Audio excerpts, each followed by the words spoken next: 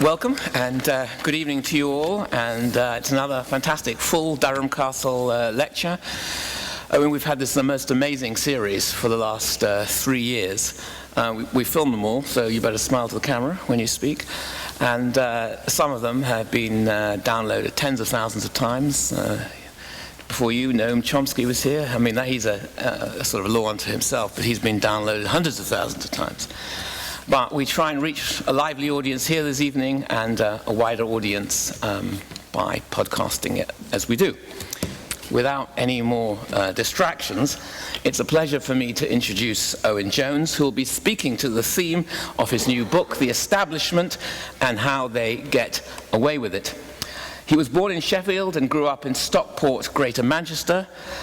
He read history at the wrong university college, that's University College Oxford, not University College Durham, and then went on again to make the same mistake, staying in Oxford to do a master's in US history in 2007. Prior to his current life, of course, and all of you know, as a writer and commentator in print and on TV, Owen worked as a researcher for the trade union movement in various positions. He describes himself, at least that's what Wikipedia told me, as a fourth-generation socialist because he has family committed to various forms of left-wing Labour politics over the generations. Owen now works as a columnist and for The Guardian, as many of you will have read him there, and has written extensively as well for other newspapers. He sort of emerged on the wider scene with his first book, Chavs, The Demonization of the Working Class, which got, as you all probably know, a huge media attention. That's why no doubt many of you are here. And he's just published a book on the theme of tonight's talk, as I've said, The Establishment and How They Get Away with It. Always a controversial figure, always witty, and always acute. Please join with me in giving him a very warm welcome.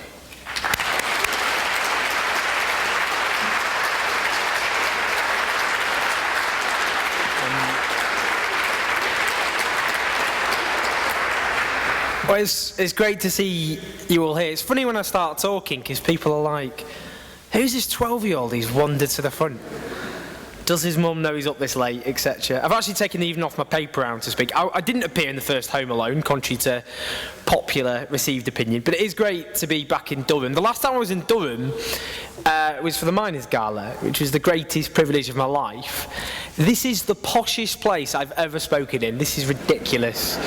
Look at this. There's a coat of arms up there. It's not the establishment. I think I've made it. I've finally made it in this. What are those up there? These kind of bells to ring. I get one after. That's always after. That's as long as that's been guaranteed in print. No, it's great to be here. It's quite a setting for a talk like this, where we're talking about apparently raging against the establishment in this setting. So we're going to get our pitchforks and torches after this and storm on the heart of power, which is probably just over there somewhere. No, it's great to be here. It's fantastic to be in Durham, and it's great to see people here. And I should explain the purpose for me of doing talks like this, as someone who is more than sick of my own voice, is, and you will be as well, don't you worry, you'll be sick as well, but is to hear from you and to get a discussion and a debate going. That's the whole point. And I didn't ever, I never wanted to be a writer. Whoops. And for me, the point of writing is to provoke a discussion and debate in as modest and limited a way any individual can, because I strongly believe that the way you get change isn't through well-meaning individuals with prepubescent faces ranting about things. That injustice, collective injustice, can only be solved through collective means, by people organising from below, which is something I'll speak about later. And that the only role of someone like myself, someone unaccountable, unelected, who can only speak on behalf of myself, is to just try and get discussions and debates going about the nature of our society. And yet, however grand or not the place for speaking, for me the point is not to have a discussion where we all kind of stroke our chins and pat ourselves on the back at the end of the night and hopefully have an interesting discussion, which I hope we do have, but to not only talk about the injustices that, in my view, not only afflict our society, but define our society, we not only talk about those, but we actually discuss what we're going to do about it, how we actually organise together to change society. And I suppose my optimism, my hope always is with talks like this, wherever I do them, is that if you turn up, it's not necessarily to hear me rambling on, but it's because you yourselves have at least some concerns about the way society is run. That maybe you have some frustration or anger, but maybe you just want a bit of hope. And for me, part of that is to find like-minded people, not in a kind of, therapy session where we all stand up and say, oh, things are rubbish, what are we going to do about it? But actually to think that if we use our collective strength in the way our ancestors have, that together we can change the society in which we live. And that's the point of tonight, so no pressure. Now, if I was going to talk about the book that I wrote, the motives I had, well, this is why. Ever since this crisis began, the crisis in which this country and so many other countries have been plunged into, popular anger has been redirected cynically, shamelessly, remorselessly from those at the top of society, those with power, to people's neighbours down the streets instead. Unemployed people, benefit claimants, immigrants, public sector workers, anyone but those with power, anyone but those who actually run the societies in which we all live. And what this is the politics of envy. An odd thing for someone like myself to say, because people like me will often say, hang on a minute, those at the top of society are booming like they have never boomed before, while so many people are struggling. Maybe they can afford to pay just a little bit more money. The politics of envy. Because if you stand up for the bottom 70%, they call you a class warrior. You stand up for the top 1% and apparently you're a moderate. That if you want to attack benefits for disabled people, unemployed people, low-paid workers, you're just balancing the nation's books. But if you suggest that those with power and wealth should pay just a little bit more money, then that is an act of class war. But in my view, it is the powerful who promote the politics of envy and attempt to make those who struggle envy each other. That a low-paid worker whose wages are being slashed in real terms by their employers, their in-work benefits being cut by this government, that they should not be angry with their boss. They should not be angry with the government. That they should envy the unemployed person down the road living in a mansion made out of widescreen television sets. That the private sector worker whose pensions have been decimated, one of the great scandals of our time, that they should not be angry with their boss, but that they should envy the teacher or the nurse down the road whose pension is still intact. That the family that can't get an affordable home because governments won't build affordable housing, council housing. Or they can't get a secure job because secure jobs have been stripped from our economy by acts of economic and industrial vandalism. That they should not be angry with the powerful, but they should envy the immigrant getting the home or the job that should rightfully be theirs instead. The politics of envy, that you have been robbed and thus your less deserving neighbour should be robbed even more than you, rather than asking why anybody has been robbed in the first place. The problem is, so much anger, so much fear, so little hope, that a vacuum has to be filled. And lo and behold, any bunch of enterprising charlatans can come along and exploit it. Which brings me on seamlessly to UKIP, because UKIP, I'll just talk briefly before I talk about this. UKIP, let's talk about UKIP, shall we? Let's have a little chat about UKIP. This proud anti-establishment party led by that rare breed of British politician, a privately educated man who worked as a city broker, bankrolled by ex-conservative multi-millionaires, a party whose policies I feel really deviate from the political consensus, pushing, as they do, the privatisation of the NHS and public services, the slashing of taxes on the rich, the curtailing, the stripping of what remaining rights working people have in this country. And I suppose what I would say to people tempted by UKIP is, perhaps I will not convince you overnight of the merits of immigration. But who plunged this country into economic calamity? Was it the Polish fruit picker, the Nigerian cleaner, the Lithuanian care worker? Or was it a financial elite which is still getting away with it today? The tax dodgers who haul £25 billion every single year, whilst the rest of us have to pay every single penny of our taxes as public services are slashed away. The poverty-paying bosses who leave most people in poverty in this country, earning their poverty, people in work, earning their poverty day after day. The private landlords charging extortionate rents as wages fall. And this, for me, is the key issue of our time.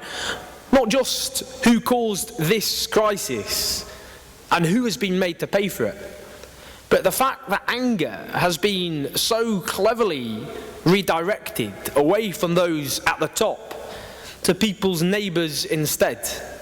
That balance has to be redressed. And that's the point.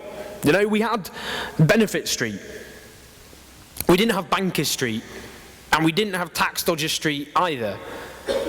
And for me, we end up as a society believing that the many problems, injustices that, as I say, not just afflict but define our society, are caused not by those with power, but are caused by those down the road instead, those at the bottom of society instead.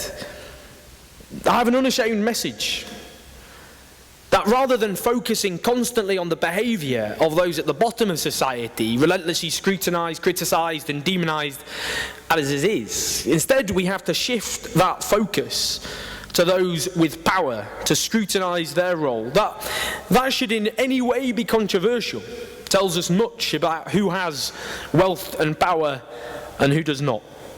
And unless that balance is redressed, then we will never get justice. And these problems that afflict all of us will continue to get worse and worse as power and wealth is ever more concentrated in the hands of that tiny group at the top. Now what I want to do is start with a man called Steve Varley. If the modern British establishment wanted a public ambassador, Steve Varley would be a pretty good bet. He's the relatively youthful, smooth chairman of Ernst & Young, one of the big four accountancy firms. Ernst & Young boasts an annual turnover of $24 billion every single year. The thing about Steve Varley is he's a striking break from the stuffy public school stereotype of the British boardroom. A northern lilt still lingers in his voice, probably stronger than what remains of my own. He was born in Harrogate, Yorkshire. He jokes to me, Harrogate's quite posh, isn't it? He grew up in a terraced house in Bury, 200 yards away from Gig Lane, Bury Football Club's football stadium. He's smiley, he's down to earth. He passes that kind of stereotypical bloke you'd have a pint with down the pub test. He tells me when he goes back home, he's with the people he grew up with. He's there, it's just like it was when they were growing up. They kick a football about. The only thing that's changed is he's expected to get the first round in. And when I meet him, and I meet him in Ernst & Young's grand London headquarters, walking over in this huge towering tower, this huge headquarters in the centre of London, looking over the grand kind of panoramic view of the nation's capital. And he's late turning up. He's late turning up because the night before he's at the LGB charity Stonewall. Boy George was on the decks, he tells me. He's very proud of the fact that Ernst & Young was made LGB Employer of the Year by Stonewall. Steve Varley's proud of other things as well. He's proud of the fact that Ernst & Young, which is a member of the Social Business Trust, which backs social entrepreneurs, backs all sorts of different projects. One project he's really proud of is called Bikeworks. What it does is take ex-prison offenders and it trains them up to be bike mechanics. Another project helps those he describes as disadvantaged women to get jobs. They're really inspiring women, he tells me, so I get a lot out of that. Now here's the thing. Steve Varley is a genuinely well-intentioned man. He thinks he's helping people. Few members of what I would describe as the British establishment are psychopaths. Now, I don't know if anyone's ever read The Psychopath Test by John Ronson. Now, according to John Ronson's The Psychopath Test, 1%, 1 in every 100 people are psychopaths. How many people do we have here tonight? No. But nonetheless, in the British boardroom, he suggests, it's actually about 4%. 4% of CEOs apparently are psychopaths, but that's still reassuring that 96% of CEOs aren't Hannibal Lecters in the making. Most people in the jobs that they do, they like to think that at least they're not doing harm to other people. That if possible, they're actually helping people. They rationalise what they do as for being for the common good. The story that I want to tell, and what I want to talk about, it's not a story of individual villains, of bad people, that if we simply replace them with good people, then all the problems that affect our society would be solved. The problem is to do with a system and the behaviour that it only encourages, but that it depends on. Now this, if you like, to talk about Ernst & Young, this is what they do. Along with other large accountancy firms, they facilitate tax avoidance on an industrial scale by rich individuals and large corporations. Tax avoidance which is worth an estimated £25 billion every single year. £25 billion at a time of cuts to public services that are unprecedented for generations. Cuts which are justified on the basis that there simply isn't enough money to go around. Now, he talks of helping disadvantaged women. In Britain, in 2014, hostels for women fleeing domestic violence, for just Women's Aid, for one charity, turn away every single day 230 women on the basis there's simply not enough money, not enough resources to keep those hostels open to be able to cope with the demand which they face. That disabled people disproportionately are expected to pay the bedroom tax, cough up money they don't have, to downsize to smaller properties that don't even exist on the basis the nation's books have to be balanced. Whoever the shoulders those books have to be balanced on. And what Steve Varley represents, if you like, his logic, is a return to a supposedly banished era. The Victorian times, the ethos of Victorian times being you don't have a welfare state and public services provided on the basis of progressive taxation. That is, you are taxed on the basis of your income and your wealth. But instead you depend on the goodwill and generosity and charity of those with wealth. A patchwork of provision, a lottery based on how generous the local rich individual happens to be.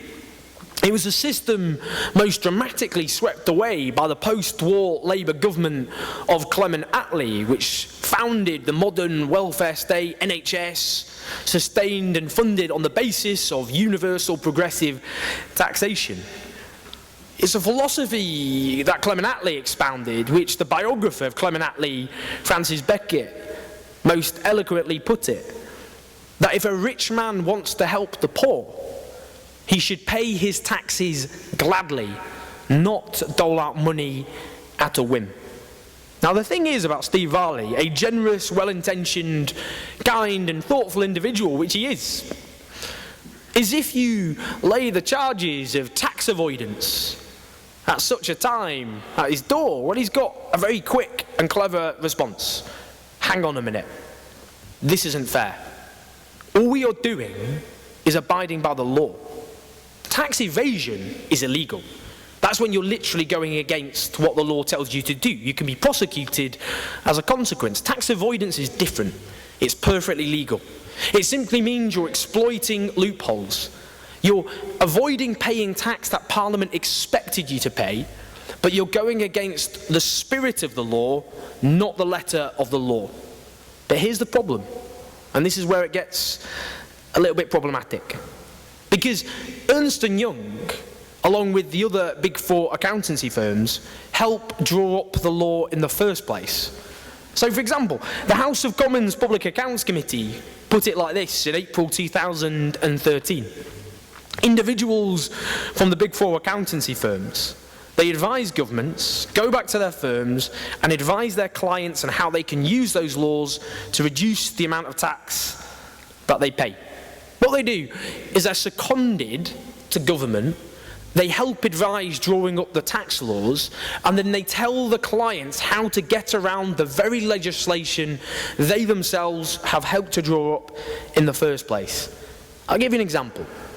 KPMG, one of the other Big Four accountancy firms, they seconded staff to the Treasury to focus on developing what are called controlled foreign company and patent box rules. I won't get into detail because it's actually quite tedious, but after offering advice, KPMG produced brochures on these rules, boasting of their role in advising government. So take one example that the Public Accounts Committee of the House of Commons seized upon. The brochure Patent Box, What's in it for you, as it was called, suggests the legislation is a business opportunity to reduce the amount of tax that these big companies pay. That they can help in what are called the preparation of defendable expense allocation. Now, as the report by the Public Accounts Committee pointed out, large accountancy firms are in a powerful position in the tax world. They have a very good understanding of how HMRC applies tax law, which they can use to advise clients on which arrangements HMRC is likely to challenge. That they can advise government on changes to legislation, and as a result, they get a detailed knowledge of British tax law. That they have the insight to identify loopholes in new legislation quickly. Now, the problem is this. The tentacles of these Big Four accountancy firms, they're everywhere. So take PricewaterhouseCoopers alone. They have offered free advice worth more than £700,000 to Labour front benches, including the Shadow Chancellor, Ed Balls, the business spokesperson, Chuck O'Munna, and the Shadow International Development Secretary, Jim Murphy. Huge amounts of free advice provided, helping to ingratiate these large accountancy firms amongst the politicians of today and tomorrow. Now, the former key official of Her Majesty's Revenue and Customs, our key tax official, in charge of ensuring that tax is collected and so on, is a guy called Dave Hartnett. He was often characterised by opponents of tax avoidance for being a stooge for tax-dodging businesses, to whom he granted numerous sweetheart deals. Now, a few years ago, he wrote a seminal document. It was known as the Hartnett Review. Now, as a key tax official who worked under him, a guy called Richard Brooks, who used to work for HMRC, put it to me. The report said that most large companies don't avoid tax.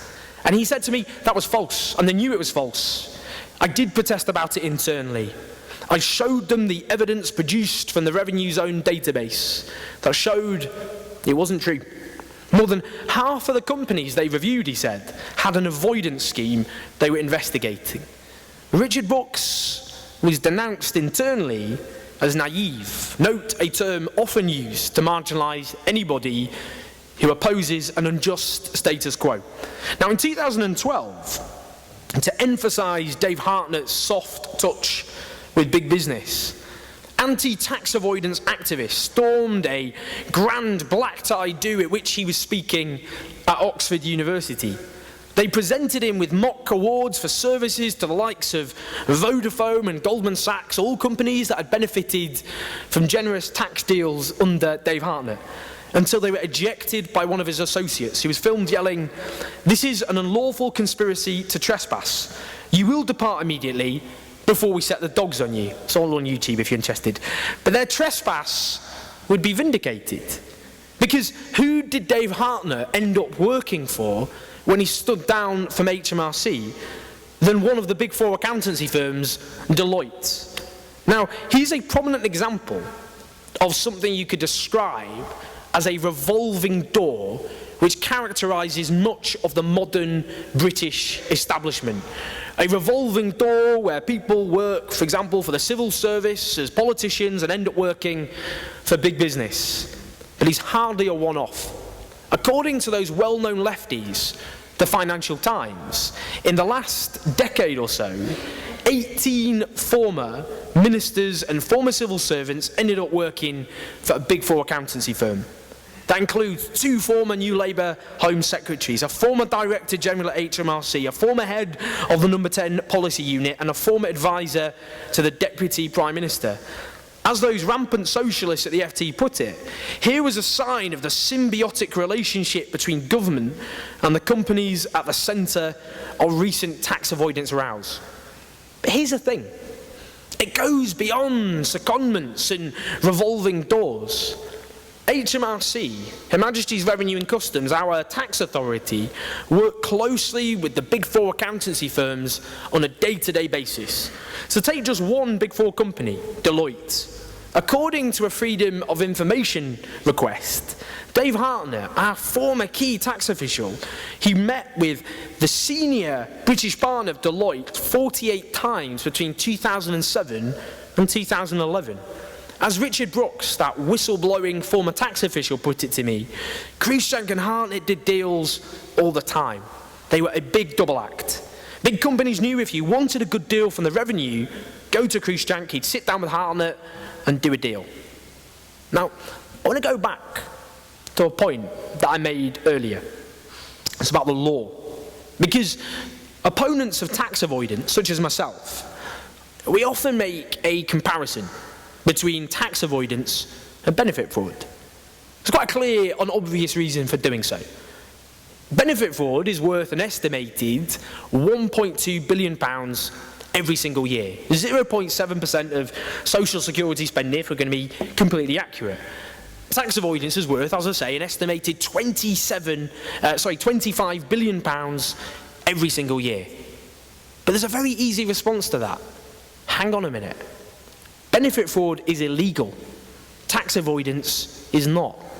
And therein is the point. Because the law exists to crack down on the misdemeanors of the poor, but to allow or even facilitate the far more socially destructive behaviour of those at the top of society. Benefit claimants are not being seconded to the Department of Work and Pensions to draw up legislation on social security. And people chuckle there because it's ridiculous. Of course they're not. Let alone benefit fraudsters drawing up that legislation. It is no less ridiculous than companies facilitating tax avoidance on an industrial scale, helping to draw up our tax laws. But that is the country in which we live. And if you like, what we have is, and this has come into acute relief, I suppose, because of the financial crisis, this sense of one rule for those above and one rule for everybody else. And that came into particular sharp focus because of the financial crisis, at least amongst the general population. And that was this, that the banks, I hope all would agree, plunged this country into economic calamity. But they weren't bailed out by free market dogma. They were bailed out by the state. They became Britain's most lavished benefit claimant. Hundreds of billions of pounds of public money to keep them afloat. But with a key difference from other benefit claimants. Because in their case, huge amounts of state largesse, of state support, but with so few conditions attached to that support from the state. That they could end up paying more bonuses than every single other European Union country put together, with a government which took the EU to court in an attempt to stop them imposing any limits on those bonuses. Higher salaries to those at the top than even their predecessors, not known for their restraint, could even have dreamt of. Not lending to small businesses, helping to choke off recovery from a disaster which they caused. Huge state largesse, but with so few conditions attached to that support. But compare and contrast. Compare and contrast with those at the bottom of society, where support from the state has become ever more conditional or is simply stripped away altogether, including people thrown out of work precisely because of the behaviour of those at the top, bailed out by the state. Now I'll give you an example. Benefit sanctioning. For those who don't know what a benefit sanction is, it means that your benefits are stopped, suspended for 2, 3, 4, maybe more weeks on the basis that you have failed to abide by the strict conditions attached to receiving support from the state. Now, in the last year or so, over 1 million people have had their benefits sanctioned. According to charities, it's one of the main reasons that nearly 1 million people last year were driven to food banks in this 6th richest country on the face of the earth. It's all well and good to throw these stats about. I want to give you an example of a man who had his benefit sanctioned. He's a man called Stephen Taylor, a 60-year-old man. And Stephen Taylor is an army veteran. And he was selling poppies for the Royal Legion. He was selling poppies for maimed and injured former comrades of his. He was desperately looking for work. If you're out of work at the age of 60, it's tough, it's hard. Far more difficult to get work than it was, but he was doing his very best. And he tried to get a job at the supermarket he was selling poppies at. He had his benefits sanctioned, stopped altogether for 4 weeks. And the benefits were stopped for 60-year-old army veteran Stephen Taylor on the basis that his volunteering for the Royal Legion showed he wasn't trying hard enough to look for work. Compare and contrast. Huge state support with no conditions for those at the top of society, whilst those at the bottom, that state support ever more conditional. What that is socialism for the rich, capitalism sink or swim for those at the bottom. And that characterises so much of our society. The fact, for example, you get privatised railways subsidised by the state with far more public money spent on them than the days of nationalised British Rail, where half of all public sector spending now goes on private contractors, directly giving public money to private companies to top up their bank accounts, whether it be subsidies for low pay, in-work benefits, tax credits and so on, housing benefit for private landlords to subsidise their private rents, state support for whether it be research, development, infrastructure, all things that private companies depend on. And this is the irony of our modern establishment, because they, in rhetoric, demonise and despise the state, but they're completely dependent on it. A state which exists to support those at the top of society, whilst those at the bottom are expected to pull themselves up by their bootstraps, whether or not, to paraphrase Barack Obama, they even have any boots in the first place. Now, if I was going to talk about today's establishment and what makes it up, for me, it's made up, as it's always been, of powerful groups that need to protect their position in a democracy in which nearly all adults have the vote. The establishment represents an attempt on behalf of these groups to manage democracy, if you like, to make sure it doesn't threaten their own interests. In this respect, you can kind of see democracy as a firewall that insulates them from the rest of the population. As that well-connected right-wing columnist and blogger Paul Staines, maybe some of you know him as Guido Fawkes, put it to me approvingly, we've had nearly a century of universal suffrage now. And what happens, he told me, is capital finds ways to protect itself from, the voters.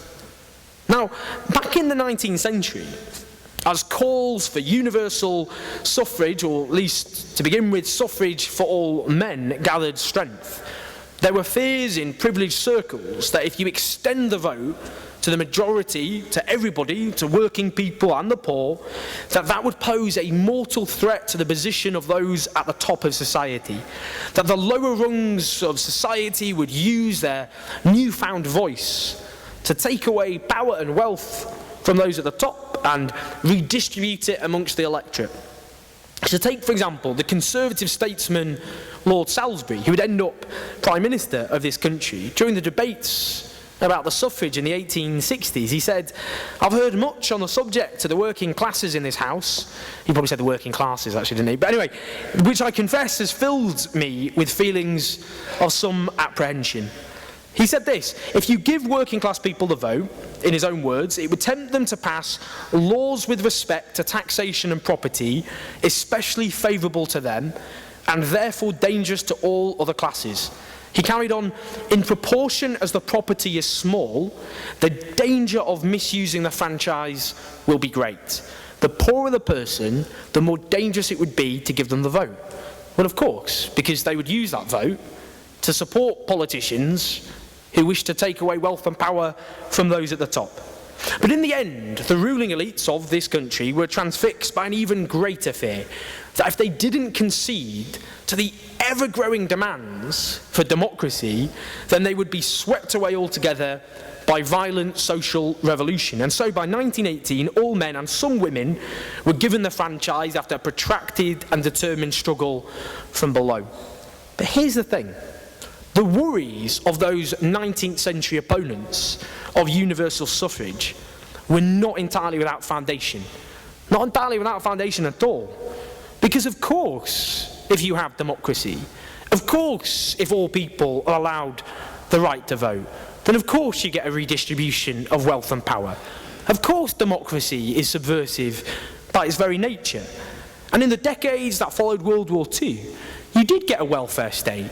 You did get far higher taxes on the rich and large corporations, progressive taxation and so on. Of course you got workers' rights. Of course you got nationalisation and regulation on private businesses. That was the consequence of democracy. The fears of those with power and wealth did have foundation. But this is my view. Today, many of the constraints that have been won, if you like, that were put on the powerful, are being stripped away altogether. If you like, the power and wealth that was lost by those at the top of society because of the advent of democracy, there's been a concerted and determined effort to annex that wealth and power back again. Today's establishment is characterised by institutions and ideas that legitimise and protect the concentration of wealth and power in very few hands. A society in which the wealth of the top 1,000 people can double in 5 years during the most protracted economic crisis in the modern history of this nation, whilst nearly 1 million people are driven to food banks, unable to feed themselves in this, one of the most prosperous nations that has ever existed in the history of humanity. But the problem is, and this is where it gets complicated, because the interests of those who dominate British society are actually often quite disparate. They often conflict with each other. I mean, it includes politicians who make laws, who I'll describe briefly, media barons who set the terms of debate and what's seen as acceptable and not acceptable to talk about, businesses, financiers who run the economy, and so on. But the establishments where these interests and worlds intersect with each other, either consciously or unconsciously, it's not a conspiracy. It's not about, kind of these wealthy individuals with big top hats smoking cigars in smoke-filled rooms and plotting ever more devious and creative ways to grind the faces of the poor into the dirt. It doesn't have to work like this. Instead, they're bound together by shared economic interests and shared mentalities, including a mentality which holds that those at the top deserve their power, deserve their ever-growing fortunes. A mentality you could sum up with the advertising slogan of cosmetics giant L'Oreal, "Because I'm worth it." And this "because I'm worth it" mentality explains why politicians pilfer expenses, businesses avoid tax, and city bankers demand ever greater bonuses, even after plunging much of the world into economic calamity. I'm going to give politicians an example. Now, what's happened with politics? Because politics is supposed to be a service, a duty. You're there representing your community. But it's become increasingly professionalised, treated almost as an upper middle class profession like any other. But if you start to see yourself as an upper middle class profession, then you start to compare yourself to other upper middle class professions. And you start to go, hang on a minute, this lot, look how much money they're getting. City lawyers, bankers, all the rest of it. I mean, sure, if you're a backbench MP, you're in the top 3% of earners in this country, but these people down the road who you hang out with, well, they're in the top 0.0001%. Why aren't I getting a slice of that? Now, it wasn't politically possible to vote to increase the salaries of MPs, so an informal way which was encouraged that instead you pilfer expenses as a means to top up your salaries, to give you the salary that you think that you deserve. But it goes far beyond that. This constant drive of a political elite whose policies have helped, if you like, drive up the wealth of these people, and they feel, hang on, I've helped these people and yet I'm not benefiting from it. So one other way what's happened, it's not just the existence of second jobs, but it's a revolving door between politicians and the corporate elite. I want to give you 3 examples. One example.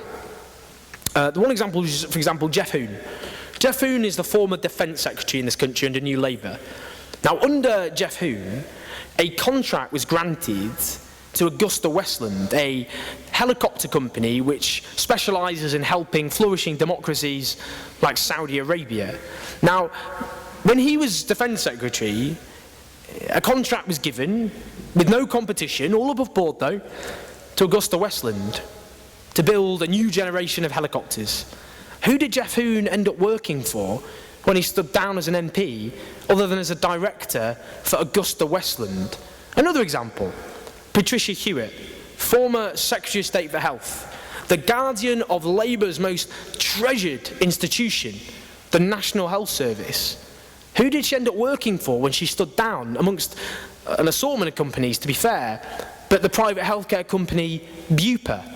Another example, relatively local, Alan Milburn, again Secretary of State for Health. He used to run his own bookshop actually called Days of Hope, although it was better known as Haze of Dope for reasons I'm sure some of you can probably imagine. Now, under Alan Milburn was Secretary of State for Health. Who did he end up working for when he stood down? Private equity firms up to their neck in private healthcare firms, now benefiting from the privatisation of the National Health Service. To become a cabinet minister is now a hugely lucrative launchpad to a job in the private sector, where companies who will benefit from your experience and know-how and contacts at the very top of government look at you as a hugely profitable investment. And what that helps to do is cement the idea of one establishment. This, if you like to coin a phrase, an establishment where they're all in this together. You know as a minister that you will have this hugely profitable career ahead of you.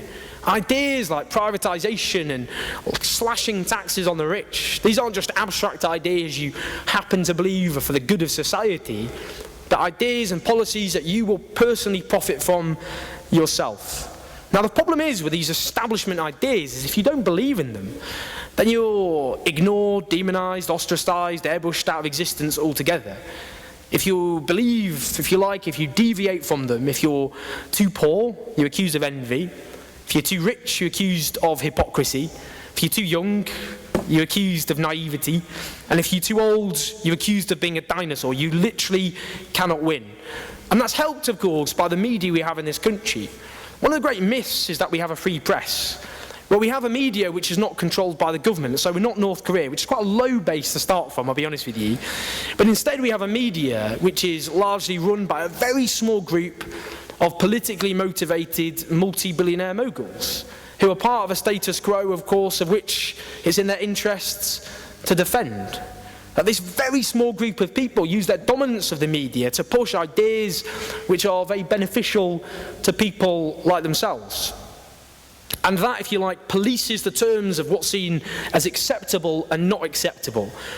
That if you like, step outside kind of this set of establishment ideas, then you're almost beyond the pale. And that's how the terms of debate are always kept on the terms most favourable to those with wealth and power. But here's, if you like, I guess my counterblast to that. This establishment, as I've said, it doesn't receive the scrutiny and criticism that it deserves, and no wonder if you've got a media run by this tiny group of people at the top of society. It's not exactly in their interest to do so. Of course it's in their interest to constantly get us to focus on the misdemeanours and bad behaviour of those at the bottom rather than those at the top. Of course, it's inevitable. But the thing is about our establishment is this. It's dripping with triumphalism. I happen to think that triumphalism is complacency. The reason I think it's complacency is because of our history. And the history of this country and other countries as well is this, that the way you get change is not through the goodwill and generosity of those with power, but through the struggle and sacrifice of people from below.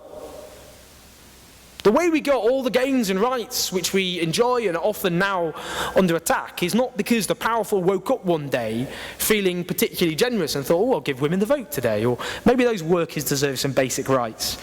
People fought for them, often at great cost, at great sacrifice. People often airbrushed entirely from the history books. Now, I'll give you examples. Of those. The Tolbudder martyrs of the 1830s, agricultural workers who, to defend their terms and conditions and wages, set up an early trade union, who were punished as a consequence by being transported to Australia. Hundreds of thousands of people in protest gathered on the streets in one of the first great political demonstrations in the history of this island. They signed petitions, 800,000 of them signed a petition demanding their return. Other trade unionists who fought for the rights and dignity of working people. The Chartists, the first great working class political movement on the face of this earth, who fought for democracy, who fought for working men to have a voice. The suffragettes, treated now almost as secular saints, hated, reviled, demonised in their time as anarchists and as terrorists, locked up, force-fed in prisons.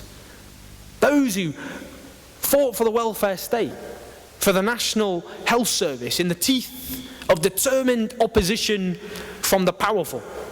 Those who fought sexism and racism and homophobia, spat at in the streets, battened by police officers, all vindicated by history. And that's the history of this country, that we stand on the shoulders of giants, that all the rights and gains that we enjoy were built by our mothers, our fathers, our grandmothers, our grandfathers, our ancestors before them. Now, it is my view that what was fought for at great cost and sacrifice, that it is not for us to allow everything that our ancestors fought for at such cost, at such sacrifice, to be stripped away from us without even a murmur of a fight. That's what faces us today. And for me, what should give us hope and what should give the establishment reason for fear is that great tradition in this country and other countries that we have to rediscover. That we have a responsibility, almost as a mark of respect for those before us, who built this country by hand and by brain, to not only secure everything they won, but to build on those foundations, to build a different sort of society. Now, the defenders of every unjust status quo, they want us to believe that injustice is like the weather, that you can complain about it raining, but there's nothing you can do about it. It's just the way the world is. Now, I fundamentally reject that. Injustice is created by people, and equally can be removed by people as well. And if we learn anything from the history of this nation and other nations too, is that if we have the same courage and determination and foresight that our ancestors had, then we too can overcome those injustices and build a very different sort of society. Now, this is establishment, triumphalist as it is. It will not last. The illusion of every era, of every epoch, is that it's here to stay, that nothing ever will replace it. But it is always proven eventually to be false. Now this society, who would build it from scratch? Who would build a society in which the wealth of the top 1,000 people can double, whilst working people suffer the longest fall in living standards since Benjamin Disraeli was Prime Minister back in the 1870s, where over 1 million workers can be plunged into poverty pay in the space of a few years, disproportionately women, where the majority of people in poverty are people in work earning their poverty day after day, where hundreds of thousands of young people are devoid of any work, leaving them scarred for life, a horrible expression, meaning they're more likely to be unemployed and have lower wages to the day that they die. That 5 million people can be stuck on social housing waiting lists. That London, this great booming metropolis that I came from today, full of wealth, where foreign oligarchs buy up new build properties in the middle of the capital and leave them empty, whilst 1 in 4 young people grow up in an overcrowded home, robbed of security, of dignity, of a future. Where nearly 1 million people are driven to food banks, where 1 million families every single month are dependent on legal loan sharks, another of our great booming industries, to pay off their mortgage, their rent, to feed their kids, to clothe them, to pay off other forms of debt.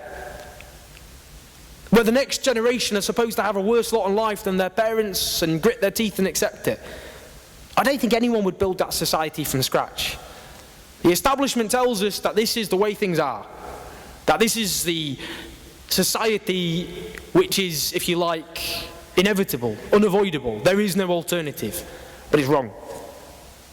And it is our responsibility, all those of us who believe that this order is not just unjust and unfair but unsustainable, to do something about it.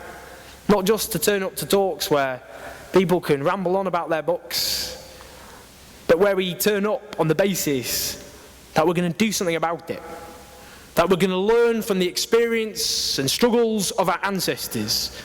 That if they too could have that courage and their determination and their foresight, then we can as well. And if we do that, we can not only get rid of many of these injustices, to get rid of this establishment, but build a society run in the interests of those who keep it ticking day after day, working people. That's the ultimate prize, and we owe it to our ancestors to do so.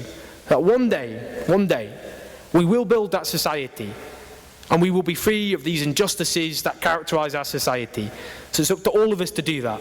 Let's have that determination, let's have that courage, let's have that foresight, and let's win this battle and build a different sort of society together. Thank you.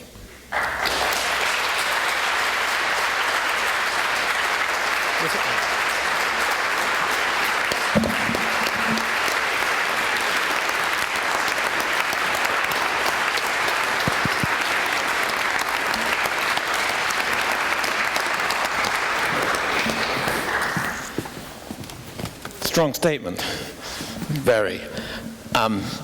But let's have that discussion that you wanted. So I don't know how we're going to do it, because I'm sure lots of people will have questions, including me. Are you happy to take a few questions? That's important, that's the... Should we get several questions at a time and then you just address them? You got a good memory, or you've got an iPad? He's got an iPad, so he doesn't have to rely on his memory. Okay, so let's, I don't know where the microphone is now. I'm at the back. Okay, do you want to just let us know in the audience you want to ask a question? Just raise your hands and we'll spot you. 1 hand. It's not very good so far. 2 hands, 3 hands. Do I see more? 4, 5. Any more bids? It's coming. Okay. Thank you. Okay, can you say who you are and ask a short question? Sure, yeah? I am. Daniel Mayfield, Van Miller College. Given the extreme mobility of capital in the modern day, do you think that the difficulty in raising taxes can partially be attributed to economic globalization as opposed to corruption on behalf of the establishment? Good question. Hands up so we can see where to come to next.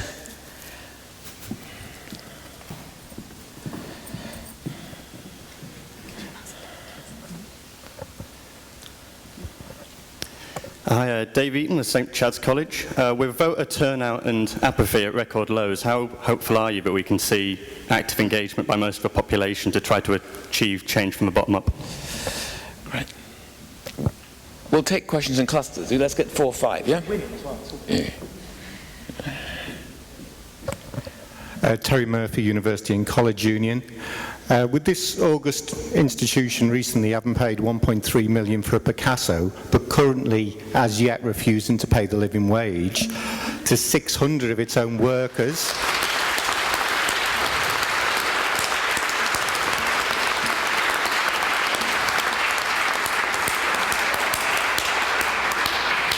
What would you say is the responsibility of students or academics who might regard themselves as being on the left in terms of their own institutions?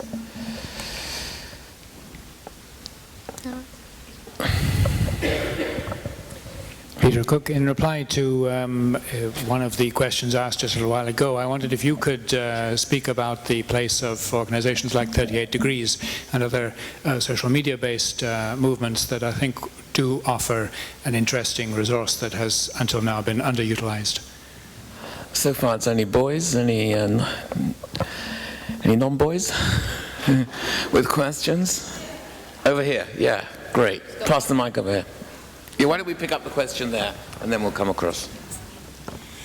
Yes, day after day, I read in The Guardian, Will Hutton, Polly Toynbee, yourself, Aditya Chakraborty, John Mobio, all describing exactly what you've done, the terrible state that we're in, and how everything interlocks like a jigsaw, each sector supporting the whole. How on earth do we break into that? How do we actually put into effect the sorts of changes that we all want to see?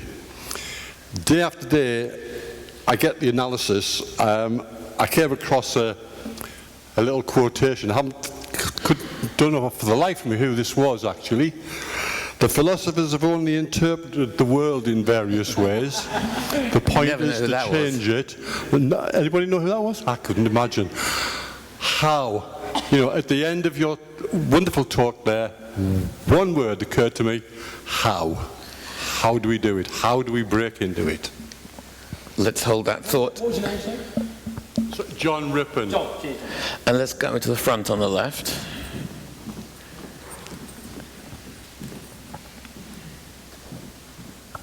Thanks, Owen. My question is just about, you kind of described the establishment as almost a kind of new thing that had emerged. And I wondered if you could reflect a little bit about the establishment, 48 to 79. Because there was one. It didn't kind of totally disappear. We didn't get the revolution. We're going to come back. Should we just pick up that one question 2 rows back? Yeah. And then we'll do another round in a minute.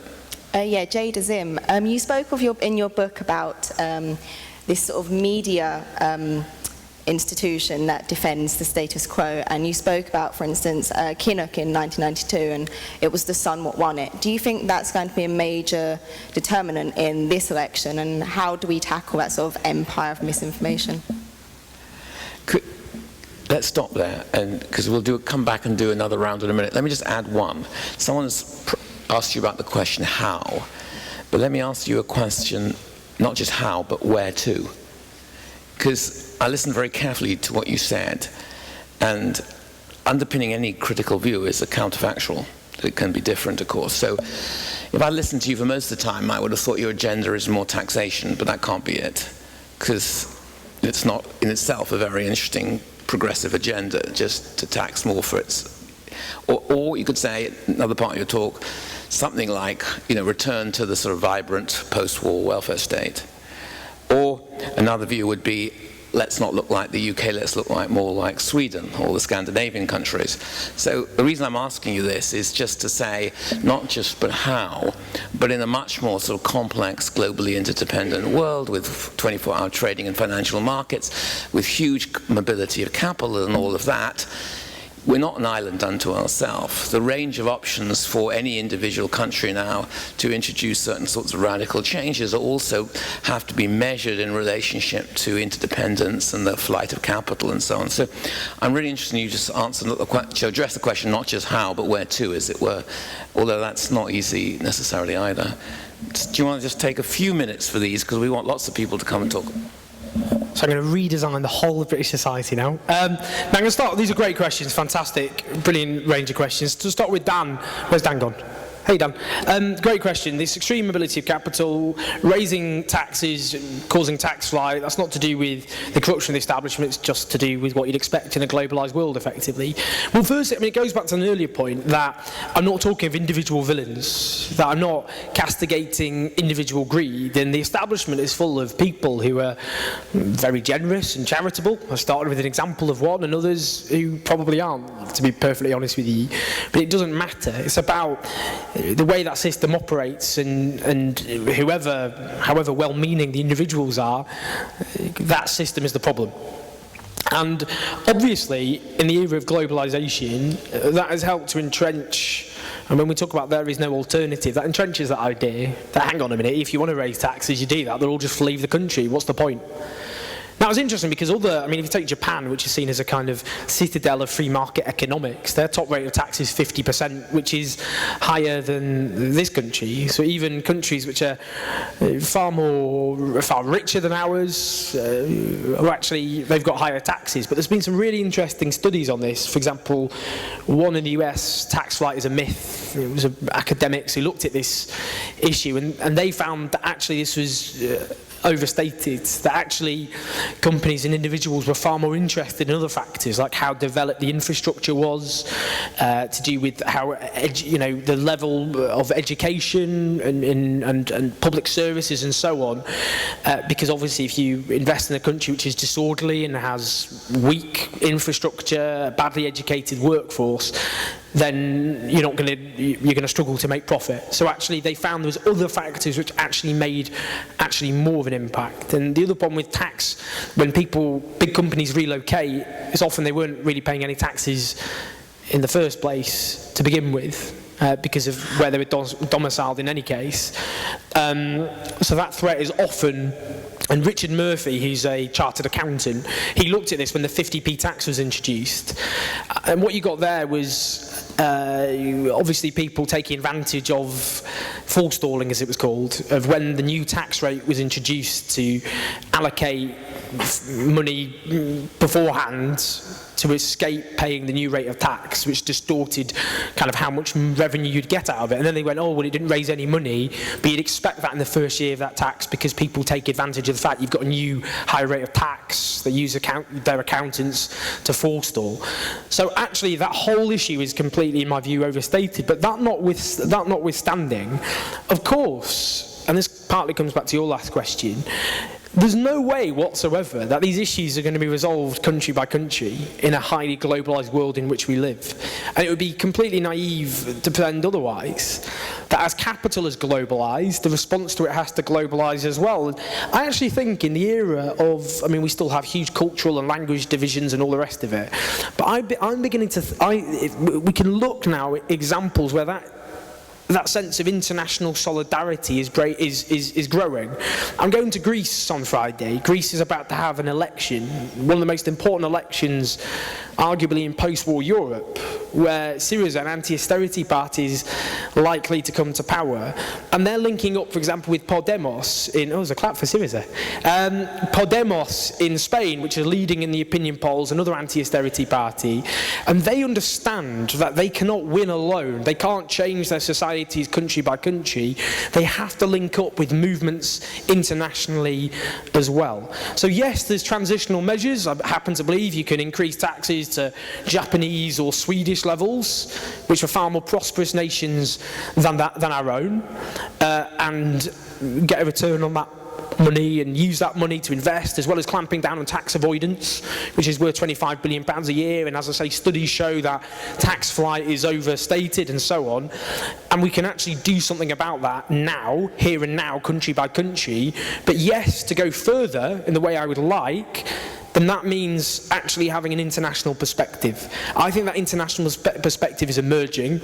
It's being built on now, belatedly, to be honest with you, but it is now emerging, and that gives us all hope that yes, there are limitations to how far we can go country by country, but I think those limitations will disappear as these other movements develop and grow in the way we're now finally seeing in Europe. Dave, that point, where's Dave gone? Dave, hey Dave. The point, firstly, you made this point about political apathy. Now, I happen to believe it's not political apathy, it's resignation, which is a different thing altogether.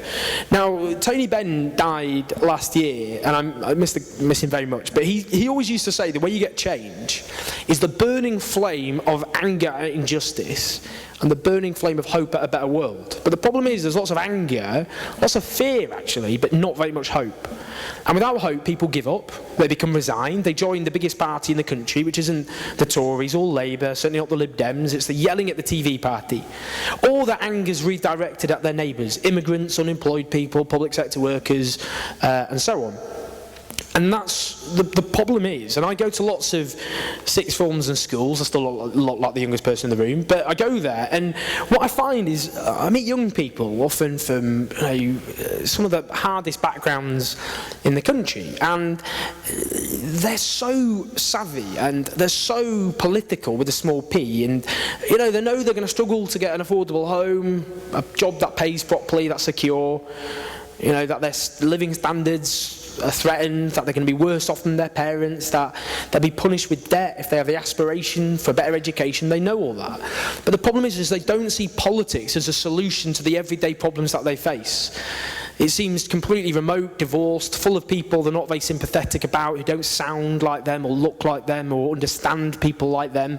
And that link between politics as something that is a vehicle to change things has been broken down. And actually the cynicism about politicians, partly kind of promoted by how badly they behave, has made that worse. The worse they behave, the harder it becomes for people like myself to promote radical ideas, because if you regard politicians in a very cynical way, then you don't trust them as people who can ever advance radical ideas that can change society. So that's why we have to have hope, and that means coherent alternatives to the way that this society is run. Otherwise people will carry on giving up. But look at Scotland. After years of people giving up on democracy seemingly, particularly young and working class people, you suddenly got issues being debated in schools and workplaces and pubs and bars and on the streets, and a huge turnout because people had a choice and they actually had issues that they thought will determine their future. And I think, that's what we need, rather than the idea of politicians abdicate everything to the market and we can't even do anything ourselves and we'll pilfer expenses and behave really badly and make you really cynical about us. That actually politics can be about hope and changing people's lives, and that needs a coherent alternative, of course, that resonates with people. And just on that, most people don't think in terms of left or right, they think in terms of issues to be addressed in a way that's convincing, coherent, that resonates with their experiences and is communicated in a language that they understand. And that is often the failure of people who want an alternative. They manage very ably to talk amongst themselves and generally argue with themselves in a kind of people's front of Judea style way, but aren't very good at reaching people beyond that bubble, and they leave those people without any hope. And the more those people are sapped of hope, the more the status quo is entrenched, because people feel resigned and kind of without any hope. So we've got to give people hope. And it's 2 out of 7, so you're going to have to be quicker, sorry. These are good questions though, sorry. Terry, that point you made about the... Okay, I'll be quicker. It's an absolute scandal this institution doesn't pay the living wage, and everybody in this room who's part of this university needs to fight to make sure this institution pays every single worker a living wage. And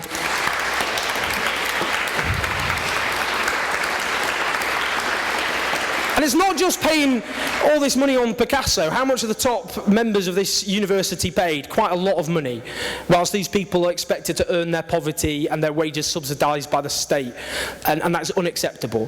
The Ritzy cinema in Brixton, those workers fought for that cinema to pay them a living wage, and they've almost won. In the Curzon cinema, those workers fought for a living wage, and they won as well. It's possible to fight back, it's possible to win. Students, don't see yourself as separate from these workers. You depend on them. Stand stand together with them on their picket lines, stand together in their struggles, and don't let you be divided. You're all interdependent. Not a single person in this institution should be paid a poverty wage, but it's up to students to stand with them every step of the way and not let management get away with them. And don't let management do that and hassle them all the way until they actually give in. Peter, 38 degrees. 38 degrees, I think, are great. They raise attention to all sorts of issues. I've got a slight concern about collectivism, where people think they've signed a petition online and they've solved the world. That's not how it works. People need to sign petitions, but also take to the streets, organise in their workplace, join trade unions, be active, not just click a petition and think you've solved things. So yes, 38 degrees are good. They raise issues. Privatisation of forests, for example, they played a leading role in stopping that from happening. But make sure you're involved with other things as well.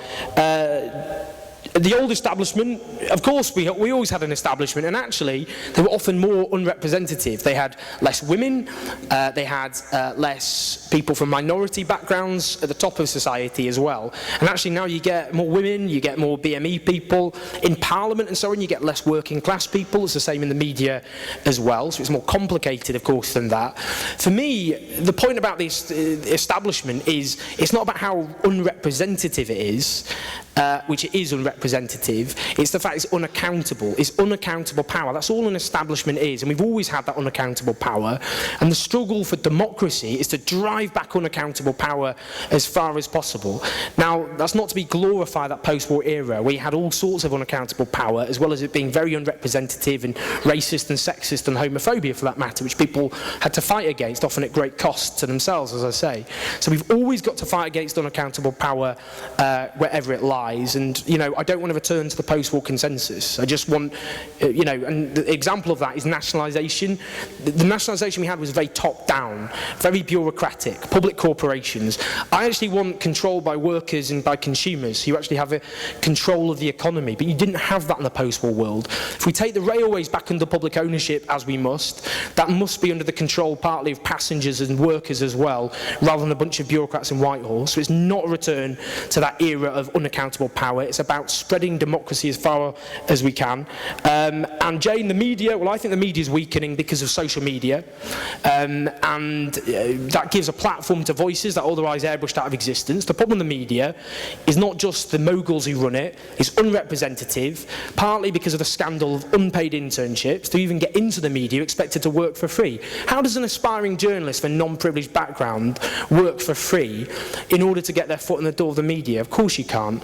And that is a bar that discriminates on the basis of not of talent but of wealth. So we've got to abolish all unpaid internships, because otherwise we have a media which is dominated by people from a very small privileged background with all the prejudices and beliefs and experiences that come along with that, instead of actually representing the people of this country. But social media challenges that, and just an example of that, the miners' strike. Take the Battle of Orgreave. The Battle of Orgreave, an infamous incident where Liberty described it as a police riot. The police charged on horseback at miners.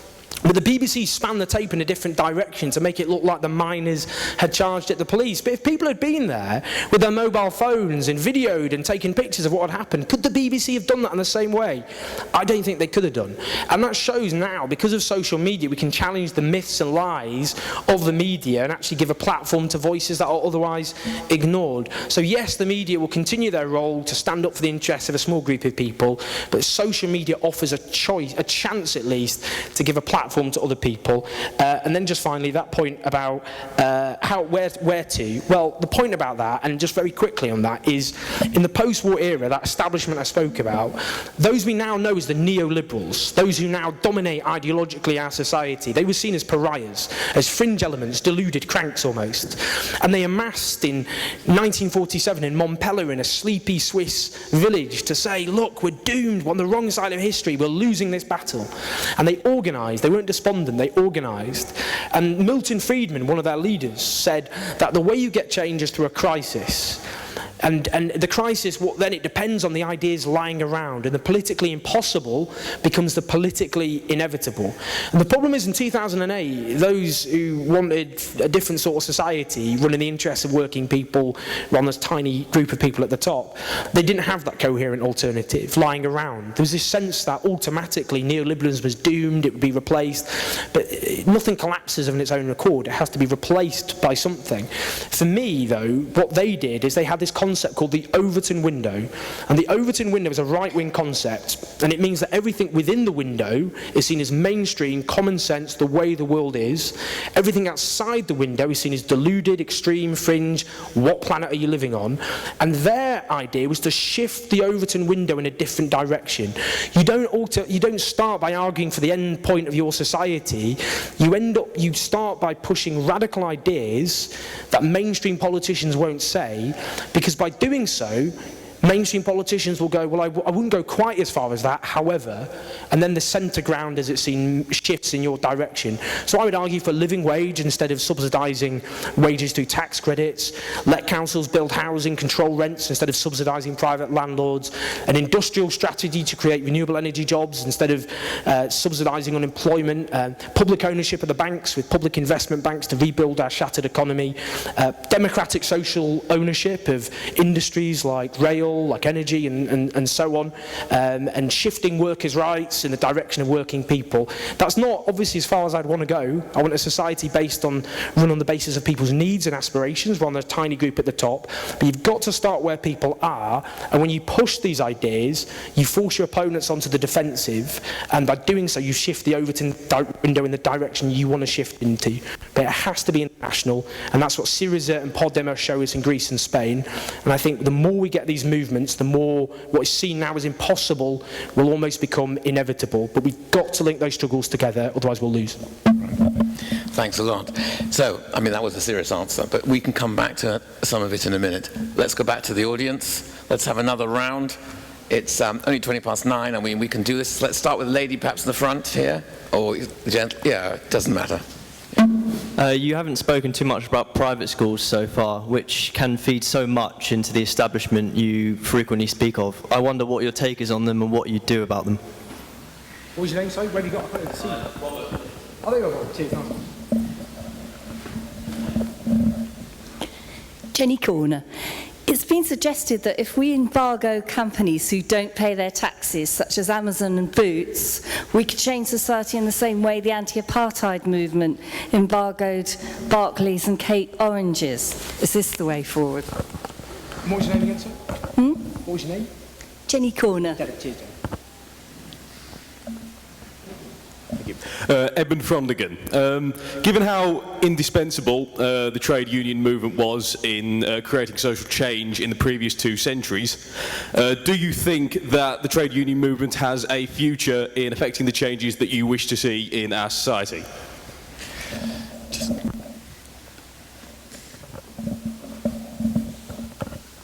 I'm Peter. I'm a Geordie dinosaur. I was glad that you actually talked a lot about taxation. So I believe actually that our mindset about taxation is a cornerstone of our present economic structure. And I think that it's very well talking about taxing the rich and taxing the big companies, but in fact our own mindset about taxation has to change, that we actually have to be, as Lord Salisbury said, thank you for bringing that, we all have to be glad to pay tax. And tonight, even from our own chairman, we've heard a reluctance to go down the line of increasing taxation, and that if we actually want a welfare state, then we've got to not only be prepared to pay tax, but glad to pay tax. Let's move on. Down line. Oliver Mulwiney, Hillbead. In December, a group of students at the university took part in a peaceful occupation of a university building in a sign of solidarity to the students of Warwick after the shocking police brutality they suffered. But the occupation was met with force by security guards and security guards called the police on the students. I was just wondering, as events like this are frequently happening more and occupations are getting broke up and protests are increasingly getting kettled, the impact of effectively the erosion of the right to protest and whether this could limit the potential change that could occur. Ollie. Let's take a few more. Perhaps go down the back of the room or the middle of the room. Let's try a different spread. Thank you very much, Jack Paoloni. Well, today in this country, where you protest most of the times, people going against you are the students themselves, and I'm referring to the same events as the guy asking the question before me. So, is this resignation or envy? In terms of what side? Sorry? Students were opposed to... Yeah, well, students will kind of, blame other students for protesting. Students protesting will be very few, very little number. And other students will post ironical pictures on Facebook like, oh, what are these people about, and stuff. That's the kind of question I'm asking.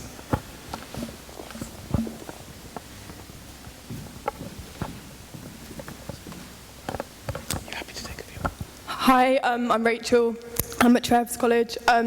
Just in light of the security question, I just wanted to point out that security at Durham is currently owned by G4S, or not owned but contracted to G4S, which is an exploitative company that goes against human rights in many ways that I won't elaborate on here. But there is a petition going, so I thought this was a good platform to put that on. Please find it online and sign it. Don't just click it, but obviously raise awareness too, because we shouldn't really be supporting that at this university.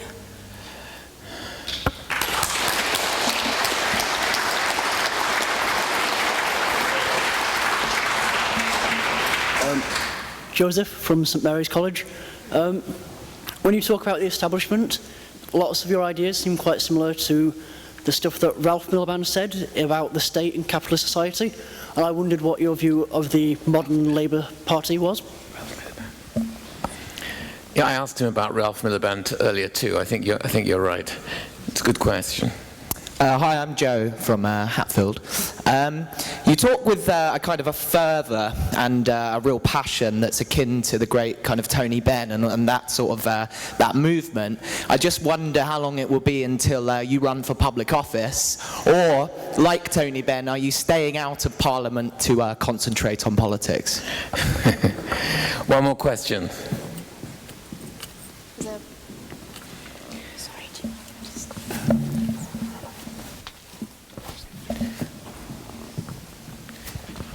I'm Sean from University College. Do you not think that the collapse of an international socialist movement since 1989 represents something like a political and an intellectual defeat, and where we're left in a situation now where capitalism is the only dynamic and progressive model left? Because as somebody who is on the left, I haven't seen a positive critique anyway that isn't pining for like a pre-industrial economy, and that includes the Greens and Syriza and Podemos. Let me add another question in the cycle. The point I made about taxation is not whether I'm for or against taxation. I'm not giving a lecture. It's just about fleshing out a bit more what you said in the end about the range of issues that are of prime interest and concern to you. But to come to the issue of taxation, it's not just about taxation.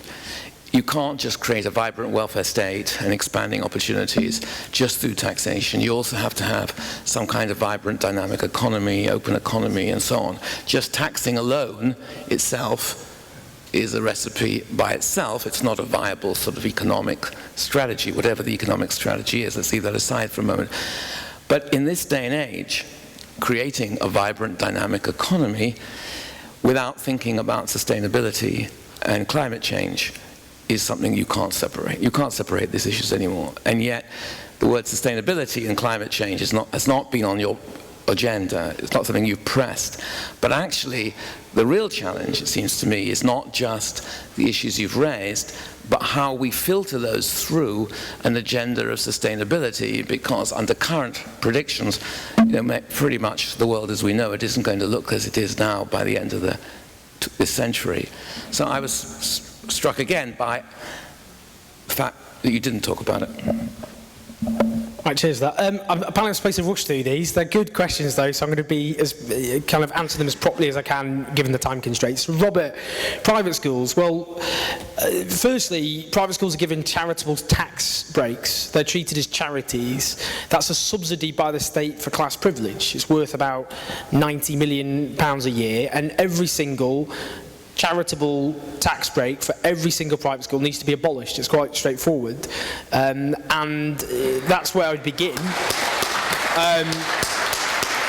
Although, I mean, it's funny, I actually went, one of the only times I set foot in a private school was the City of London school against a Tory MP called Jacob Rees-Mogg, who's a kind of walking advert for the Labour Party. But he's a lovely guy. He's genuinely a lovely bloke, by the way. But and the point I made to those young people is your parents are actually wasting your money in a sense, because children from privileged backgrounds at state schools do better than children from privileged backgrounds who obviously make up private schools. And often, you know, and I'm opposed to segregating children by the bank balances of their parents. It's bad for them, and it's bad for society as a whole, and we shouldn't be subsidising it whatsoever. A lot of the reasons people from privileged backgrounds take over the top of society is more complicated. I gave unpaid internships as one example, because it means people with wealth who can live off the bank of mum and dad can basically buy places in the media, in politics, in law, and all the top professions. And that's why unpaid internships have become a key pillar of privilege in the society that need to be got rid of. But we need to be got rid of private schools as well, and one day we will find it abhorrent that we allowed the division of children by the wealth of their parents, and it is an injustice which will one day be ended. Jenny, the point tax avoidance. I mean, I'm always kind of, you know, I mean, apartheid was such. I was in South Africa the first time last month, and it was such a monstrous injustice. I understand what you're saying, and it was about grassroots struggle and people fighting back, and it was an international struggle, and that is a parallel. Obviously, apartheid, this despicable oppression in its own terms. So there's always problems, of course, comparing one injustice with another. But tax avoidance is, you know, what I started by talking about it. Who put it on the agenda? UK Uncut, a protest organisation of predominantly young people who took to the streets, who occupied shops and businesses whose owners were avoiding tax, who were often arrested, including my own friends, for doing so, but they forced tax avoidance on the agenda. They forced the media and politicians to talk about it. Labour are now talking about clamping down on it, not going far enough, but the only reason they are doing so is people protested against it. It's now the international agenda. That is a vindication of pressure from below. So yes, it shows that the scandal, the absolute injustice of tax avoidance in the age of austerity, it can be taken on and confronted if people organise and they fight back, and they're doing so, and we owe it to those people to celebrate their victories, because it gives us inspiration in the fight back against other injustices as well. Edward, trade unions, the biggest democratic movement in the country, representing everyone from bin collectors, supermarket workers, call centre workers, nurses, teachers, the pillars of any decent society, demonised as they are. And you get the Labour Party often apologising and attacks for their trade union link, unlike a Conservative Party bankrolled by bankers, hedge fund managers and legal loan sharks. And I think the focus needs to go back on them. But the point I'd make about trade unions is, before the crash happened, people's wages were falling, even as companies were posting record profits. And they were falling partly because we had weak trade unions that forced workers either to depend on in-work benefits, to depend on cheap credit. It sucked demand out the economy. All of us suffered as a consequence. Strong trade unions is good for all of us because it allows workers to get a share of the wealth they're creating, which stops them depending on in-work benefits at the cost of all of us and cheap credits. We've got to fight for trade unions. Peter, yes, we've got to fight for the right to pay tax is a good thing. Someone said it was a subscription fee for civilised society, which I agree on. And, you know, it goes back to tax avoidance. These companies, they depend on the state. They depend on the state for a state-funded, bailed-out financial system, state-provided infrastructure, a state that protects their property, that educates their workforce, that keeps society functioning. So not paying tax is scrounging off the state. You depend on the state in order just to function as a society, and if you're not paying tax, then you're scrounging off it as a large corporation in particular, and we've got to make that point. And we've got to make the point, Ollie, I wrote about Warwick, I wrote an article about Warwick. The right to protest is under attack in this country. Young people were demonised and attacked for being apathetic. They took to the streets in 2010 to fight for their future, as they were kicked in the face by the Liberal Democrats who inspired people back in 2010. And I have to say with the Lib Dems, and just say this quickly, they inspired those young people. And those young people will never trust a politician again. And we should never ever let them off the hook for what they did to our democracy and how they undermined that faith in our democracy, and it's a scandal.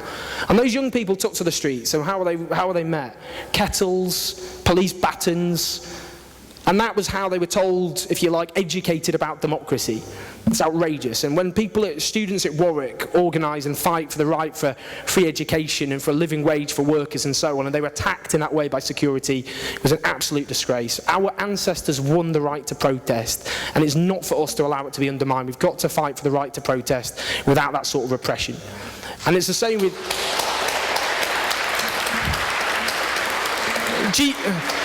G4S is a tax-dodging company, incidentally, which is dependent on the state purse, which subsidises G4S. They were supposed to provide security for the Olympics.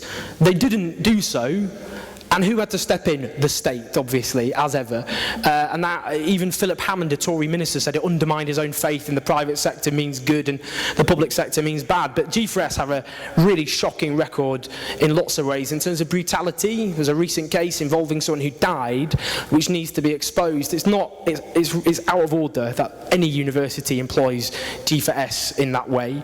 And we've got to stop this, the contracting out to private companies whose interest is not looking after the interests of students and others on campus, but making money often at the expense of the state. And that's a very simple point. And also in terms of international issues with G4S, for example, in the occupied territories are linked to, that point has to be made as well. So kick G4S off campus and actually have security which are there to look after workers and students on campus instead.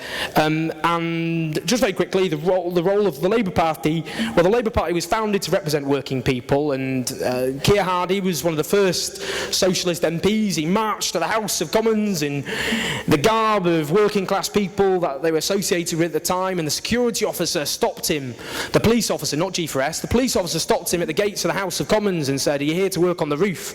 He said, "No, I'm here to work on the floor." And that was the beginning of a new generation of members of Parliament who were there to represent working people. And the problem is, obviously, New Labour represented a bit of a shift away from that historic mission, the role of the Labour Party to represent working people. As long as that trade union link remains, then I think there's a fight to be fought for. There's something to be fought for there, the potential to represent working people. But if the Labour Party come to power and attack their own people, as happened with social democratic parties in Greece and Spain, they will destroy themselves and they will be replaced by more radical forces. And that point has to be made, particularly as they fail to offer a radical alternative at a time of such crisis. So let's put pressure on them from below, but they have no automatic right to represent working people, and Greece and Spain show that if they fail to do so, they'll be asked to leave the stage. And again, just very quickly on that, the end of history, yes, we live in this age of triumphalism. Francis Fukuyama said this after the fall of Stalinism, it's the end of history. And that was used that not only, very few people on the left subscribed to what the Soviet Union believed in, certainly by 1989, but the end of the Cold War was spun as the end of history. There is no alternative. Not just to capitalism, to free market capitalism as well. And we still suffer from the consequences of that. So that's partly, we have to show there's a coherent alternative that isn't linked to Stalinism. And I think Podemos and Syriza are showing that. They're democratic alternatives which are winning people over at a time of austerity, which are learning from the lessons of the past and breaking, if you like, the suffocating triumphalism in which we live. I'm not going to... The point about politics and my role, well, I actually want more working class people and more women in Parliament who are rooted in their communities. And that's why I've not myself, in any sense, stood. I've tried to support other people instead. We need a far more representative Parliament where it's treated as a service, not as a profession, where people are rooted in their communities, and I'll keep fighting for more call centre workers, supermarket workers, cleaners, whoever, who aren't given a voice to be there instead. And I think my role is far more important in supporting people like that than being there myself. And the environment is obviously one of the key issues facing our time. I did a talk with Naomi Klein, who's written a fantastic book, This Changes Everything, which I recommend you all read. And the point about the environmental catastrophe that faces us is it's an opportunity as well to change the way our societies work. Capitalism is short term. It's all about making profit in the short term. It's not interested in the long-term sustainability of our planet. And what that means is state intervention to create the renewable energy jobs of the future, where you don't let the market decide, which is the dogma of this country under New Labour and the Conservatives, but where the state intervenes to support the renewable energy jobs of the future, creating the skilled industrial jobs, again, which were taken out of our economy, but helping to save the environment as well. Those are the jobs of the future. Germany have started to do that. They've created hundreds of thousands of renewable energy jobs. We need to do that, but it means breaking from free market dogma in order to do so. And those are the jobs of the future, and we've all got to fight for them. Now, is there anyone, it's late, and we need to stop soon for good trade union reasons, that is that a number of people have to come in and to reset for tomorrow morning breakfast here in the college, so and they don't want to go home too late. So is there anyone who's going to be really unhappy if they don't ask a question? Anybody who really has to ask a question? Yeah, someone at the back. It's got to be a good question to get through this.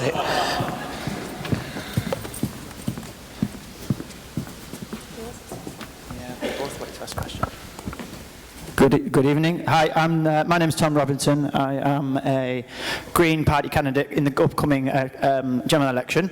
I've been interested to hear you speak this evening, mostly because you've basically come out with a Green Party manifesto, but I haven't heard you mention the Green Party yet. But really, my question is around what I've heard an opinion piece, and I think it was in The Guardian this week, that basically the surge in the Green vote now threatens the Labour vote and a Labour government in the coming election. And I wondered whether really, as Labour has proven to be part of the establishment, as we're calling them this evening, tactical voting is to the benefit of the establishment, and whether such opinions in the media will then lend to the establishment carrying on rather than there being real change. Okay, thank you. Anyone else desperate who'd go home unhappy unless they asked their question? Is it really a good question? Yeah, maybe not, but it's quite linked, so I think I might just ask it anyway. It's about who on earth are we going to vote for? We can't have any more of this government this year from May, but I, with resignation, always end up putting my cross by Labour, and it just fills me with a terrible feeling. And maybe I will vote Green this time, but then I think if Labour don't get in, we'll have a worse alternative. And I just wondered, you can't tell us who to vote for, but what your opinions are. Can you help? Because it just is really Okay, thank you. That's a clear question. Oh, no, one last one. The gentleman here with his finger up in the front. It'll be the absolutely last question. And the floor is yours to finish off. This is the last one. Hi, I'm Gordon. You said in your main talk that you didn't think it was a conspiracy. How do you reconcile that with the statement you made about the Overton window? I can't see anyone. So I'm going to say, the Overton window, the point I made about the Overton window is that's what's seen as politically possible at any given time. That's not a conspiracy. You get these right-wing think tanks, obviously funded by large corporations and companies, that put across ideas that are sympathetic to, which basically mean slash taxes on the rich, privatise, which happen to be ideas which their benefactors benefit from. But those people believe in those ideas. They're not hired hands. It's genuine conviction and belief. Obviously they're funded on the basis they push these ideas which help big business, but it's not a conspiracy. It's just a meeting of minds. It's private interests who want less taxes because they make more money as a consequence, and people who believe that is the right thing to do, that's the good thing for society as a whole. And that's how often the establishment works. It's just people acting quite rationally. It's quite a rational system. Rich people want to make money, nothing nothing stops them, they carry on making money. They hang out with each other because they're in powerful positions, they depend on each other for lots of different reasons, and that's how it works. You get individual conspiracies, you know, tax avoidance I think is a conspiracy. People are conspiring together to avoid tax and manipulating the law, but as a whole, no, I think it's shared rational economic interests and shared mentalities, and that's why we need a movement from below to change that. And just going on to the Green Party, you know, I work with the Greens all the time. You know, I'm part of the People's Assembly, which was partly set up and supported by the Green Party. I think Caroline Lucas is an inspiring, courageous member of Parliament. What a scandal so many MPs weren't arrested for milking their expenses, whilst Caroline Lucas was arrested for standing up for convictions against fracking. I wish we had more politicians with that sense of conviction and belief. I wrote an endorsement. She's just written a book, Caroline Lucas. I wrote an endorsement for her about what a courageous, inspiring MP she is. The problem is our electoral system sucks. And if the Green Party get 10% in the next election, which is 10 times more than they got at the last one, they will end up, almost certainly, with one member of Parliament, which is Caroline Lucas. Because under first past the post, you have to concentrate your support in individual constituencies. UKIP might end up with 20%. If they end up with 20% of the vote, they'll get 3 MPs. The Liberal Democrats will get 8% of the vote and they'll probably end up with 30 MPs. That's the way our electoral system works. It's daft. It doesn't work anymore, as I myself have taken a while to recognise, which is why now I've come around to the idea of proportional representation, which is something I used to completely abhor as a ridiculous, absurd electoral system. But we're in the age of coalitions now. First past the post means permanent hung parliaments, as far as I can tell. So if we're going to have hung parliaments all the time, we might as well have a representative hung parliament. But the problem is, with the current situation we have, is in Conservative Labour marginals, if people vote Green, then you just end up with a Tory MP, and there's very little way to see how you get around that. And if we end up with a hung parliament where the Conservatives win again, and they're the main party in Parliament, there will be no electoral reform. There'll be the total dismantling of the NHS and the welfare state. And there will be, and a lot of people who voted Green will go, like a lot of people who voted Lib Dem last time, will go, bugger, why did I do that? And they won't vote for the Greens ever again as a consequence. They'll get buyer's remorse. That's why whatever happens, for me, if there's a hung parliament in which Labour is the biggest single party, then they can be compelled by the smaller parties, as a condition of their support, to offer a referendum on proportional representation. That, for me, is the only possible route forward. But if the Tories win again, in any shape or form, that's not just bad for the Labour Party, it's not just bad for people stuck with a bedroom tax, or for people who depend on the NHS, or bad for millions of people who get screwed under this government. It'll be bad for the Green Party and the rest of the left as well. It'll be seen as a vindication of Tory austerity. So that's the problem. Yes, you shouldn't have to vote tactically. Yes, you should be able to vote according to your convictions, but our electoral system stops you doing so, because it means you end up with someone who is far away from your principles as possible as a consequence. So that's my position on that. It might sound cynical, but I think it's just the reality that's forced upon us. But we will get rid of first past the post eventually, and people will be able to vote for the Green Party or any party based on conviction. But how do we get there? That's the question. And that's the challenge facing us in this next election. There's 3.5 months left.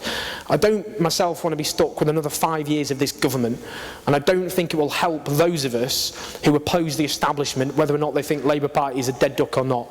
But just on that, because that's too depressing, just finally on that, this is my plea to people. As I say, the defenders of every unjust status quo want us to believe that this is just the way the world is, there's nothing we can do about it. But it's nonsense. That's what our history tells us. And all these people, not just these people going back in history I spoke about, the workers at the Curzon Cinema, the Ritzy Cinema fighting for a living wage, UK Uncut, putting tax avoidance onto the agenda, workers like those bin collectors over at Leeds who got up every single day a few years ago to fight against cuts to their wages of up to a third in freezing cold temperature, and they won. These people show it's possible to win.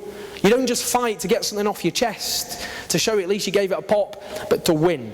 And that's the tradition all of us have to pay homage to, that we've got to do everything we can to organise against injustice. So please, it's over to you. Don't leave this room thinking we've had an interesting discussion about injustice. Let's all make sure we commit to doing something about it and building a different sort of society.